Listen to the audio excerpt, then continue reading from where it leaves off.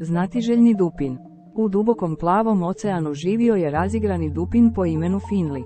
Finli je volio istraživati golemi podvodni svijet, plivati uz šarene ribe i graciozne morske kornjače.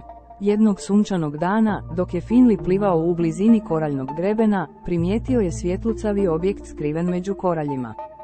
Tajanstveno blago. Zaintrigiran sjajem, Finli je pažljivo istražio i otkrio tajanstveni kovčeg, blagom smješten u koraljima. Uzbuđen i znatiželjan, pitao se kakve tajne krije. Jednim pokretom svog snažnog repa uspio je otvoriti škrinju, otkrivajući kartu sa zagonetnim oznakama. Mudra morska kornjača. Nesiguran što karta znači, Finli je potražio vodstvo drevne morske kornjače po imenu Sage.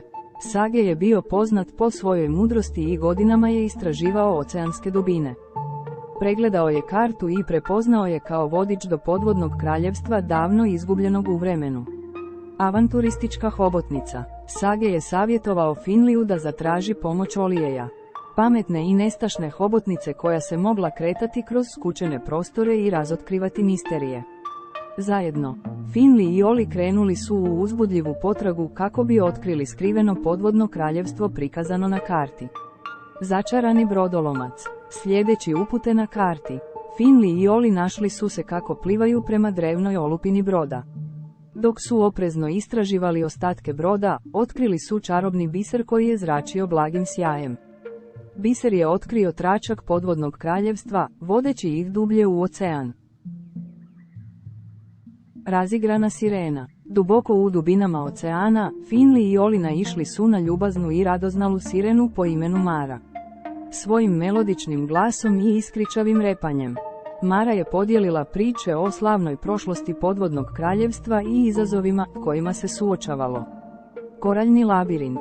Mara je otkrila da put do podvodnog kraljevstva čuva opasni koraljni labirint. Finli, Oli i Marina oslonili su se na svoj timski rad, koristeći svoje jedinstvene sposobnosti za kretanje kroz zavojite prolaze labirinta, izbjegavanje opasnih zamki i otključavanje skrivenih vrata. Kad su izašli iz labirinta, Finli, Oli i Maru pozdravio je mudri i nježni kralj morskih konjica. Objasnio je da je podvodno kraljevstvo skriveno kako bi zaštitilo svoju magiju od onih koji bi je mogli zloupotrijebiti.